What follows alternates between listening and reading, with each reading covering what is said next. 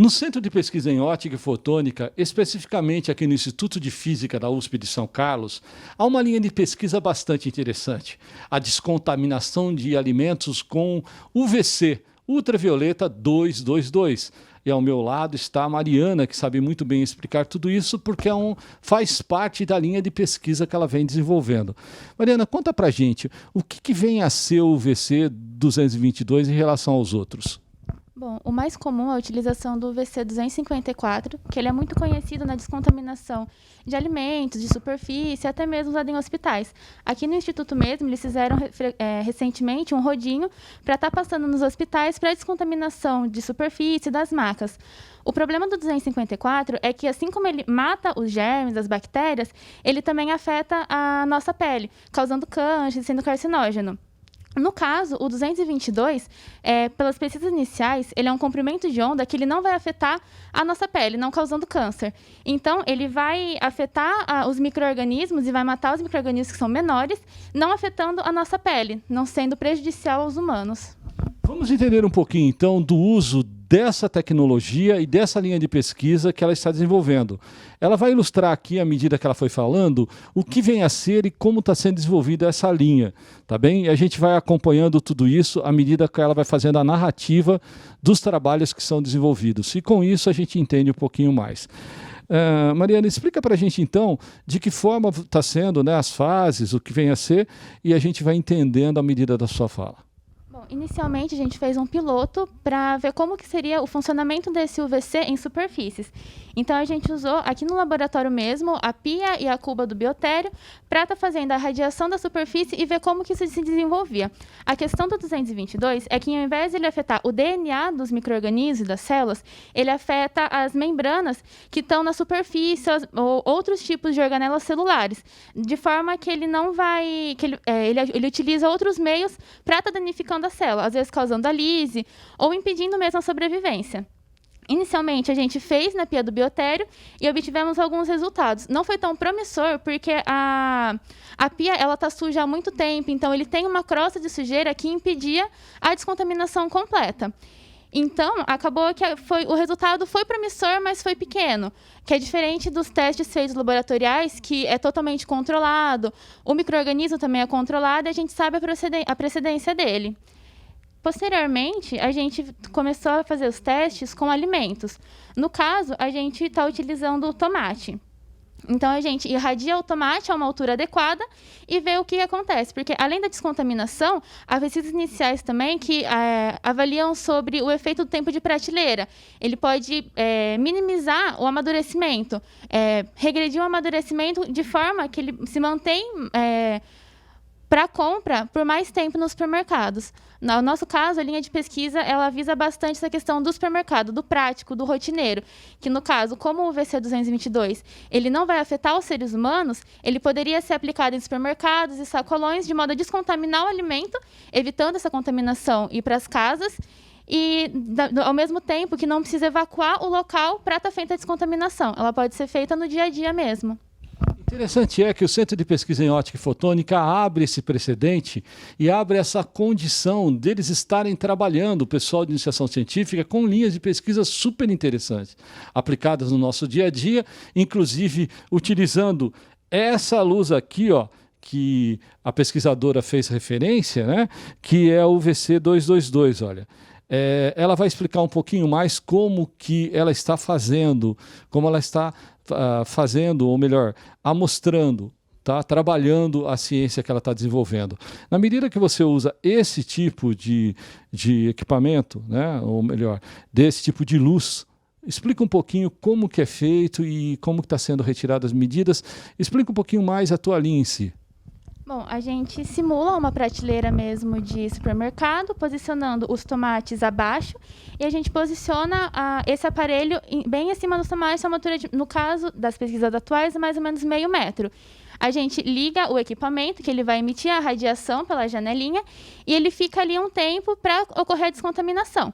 Em seguida, a gente avalia como que ocorre, por um determinado tempo, a perda de peso do alimento, a questão da coloração, se ele vai estar amadurecendo mais rápido, rápido ou menos rápido, a intensidade que foi dada a essa iluminação, porque também existe um limite de radiação que você pode aplicar no tomate, para não danificar aquela proteção natural que é promovida pela casca. Então, esses são vários aspectos que a gente está avaliando: o peso, o pH, se é alterado, porque são padronizações que a gente pode ter para saber quanto está sendo eficiente e quanto também pode ser prejudicial para o alimento. Nesse caso em questão, você também colocando aqui, está mostrando alguns momentos, né, algumas fases dessa linha em questão. Mas os benefícios dessa pesquisa, a proposta, né, do que vai se aferir com tudo isso, você já tem assim uma ideia inicial? A proposta da pesquisa é realmente estar no dia a dia das pessoas. O 254 ele é muito comum, mas ele necessita que todo local seja evacuado, porque ele é muito prejudicial à saúde. Ele pode causar câncer, como já foi dito. O 222, a proposta dele é essa: poder descontaminar os alimentos sem que haja evacuação da região. Como isso pode ser feito durante o tempo de prateleira dele no supermercado, não precisaria evacuar o supermercado para estar descontaminando. Isso poderia ser feito periodicamente, de modo que, numa prateleira de supermercado, eles ficam empilhados. Então, os de cima vão estar sempre descontaminados, porque pode ocorrer essa irradiação de tempos em tempos. Então, isso minimizaria a contaminação que vai para a casa das pessoas.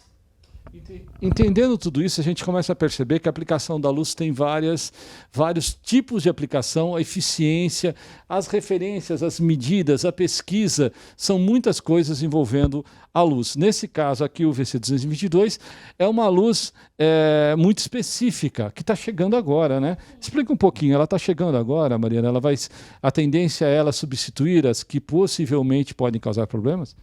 Não sei se substituir, mas em vários momentos ela pode estar sendo usada, principalmente nessa questão de não ser carcinógena, de não causar mal ao ser humano.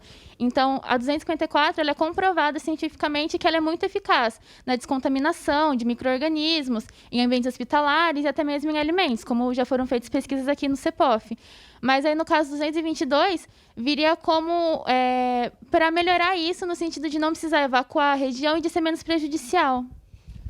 Quando vocês iniciaram essa pesquisa com orientação do professor Sebastião Prata Vieira, a ideia inicial era só aplicar especificamente em legumes ou ela tem outras formas de aplicação?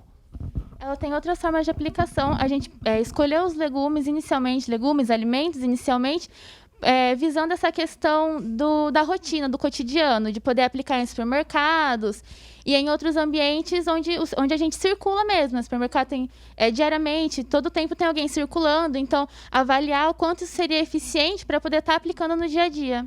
Para o agronegócio brasileiro, com certeza o agronegócio vai aplaudir de pé essa linha de pesquisa. Agora, eu queria que você também me explicasse um pouquinho sobre a sua trajetória. Você está chegando, você está iniciando na ciência. O que significa ciência para você? Qual a sua formação inicial e o porquê ser cientista? A minha graduação em biotecnologia, no caso eu faço pela UFSCar, e desde que eu escolhi a graduação, escolhi a biotecnologia, eu tenho esse interesse na microbiologia, na questão de pesquisas, né, de tentar fazer alguma coisa que vai ajudar. Tá. Nesse caso em questão, você vem de uma família que todos pensam da mesma forma, ou seu pai pensa, a formação do seu pai, a formação da sua mãe, como que é a tua vida, a tua família? Conta um pouquinho de você pra gente. Na minha família, a minha mãe ela não tem graduação, ela trabalha mesmo no comércio. O meu pai ele tem graduação, mas não é tão voltada para essa área de pesquisa. Ele é engenheiro e ele trabalha com vendas. Então, essa questão da pesquisa, acredito que foi mais um conhecimento a partir da escola mesmo, onde eu estudei. Eles tinham bastante esse link aqui com a USP, principalmente. Eu cheguei a fazer pré-iniciação científica enquanto estava no ensino médio. Então, foi desde essa questão do ensino médio que eu fui conhecendo a parte da ciência, que fui conhecendo a USP, as pesquisas e aprendendo a gostar. Agora, o Centro de Pesquisa em Ótica Fotônica coloca à sua disposição os orientadores, o laboratório, ajuda você a criar e seguir nessas linhas com as orientações dos pesquisadores daqui. O que significa ter tudo isso à sua disposição? Facilita muito, né? Porque a qualquer momento, não só o orientador e a co-orientadora que estão ali auxiliando o projeto de perto, mas todo mundo do laboratório está sempre disposto a ajudar, aconteceu algum problema ou tiver alguma dúvida, eles estão sempre dispostos a ajudar no que precisar. Isso é muito bom, porque também dá uma base muito sólida para a gente. Está fazendo uma pesquisa e está entendendo realmente o que a gente está estudando. Porque sempre tem alguém que pode auxiliar, que pode explicar um pouquinho melhor as coisas. Sempre acho que acaba tendo uma base mais sólida para estar aprendendo e para estar desenvolvendo uma pesquisa. Ter essa base, essas pessoas com quem a gente pode se apoiar. Agora, eu queria que você dissesse para quem nos assiste uma mensagem do que significa fazer ciência, a importância da ciência para o Brasil, para o mundo. O que é tudo isso para você, esse universo da ciência? Passa uma mensagem para quem está pensando em ser cientista. Eu acho que a ciência, nesse momento, é muito importante, né? A gente está vendo, nesse momento do Covid, principalmente, a importância da ciência, a importância do estudo, da microbiologia também, para entender como que acontece. Então, a gente tem que acreditar, né? Tem que acreditar nas pesquisas científicas, no trabalho que a gente está tendo aqui dentro, porque é um trabalho muito importante, é difícil, um trabalho muito difícil.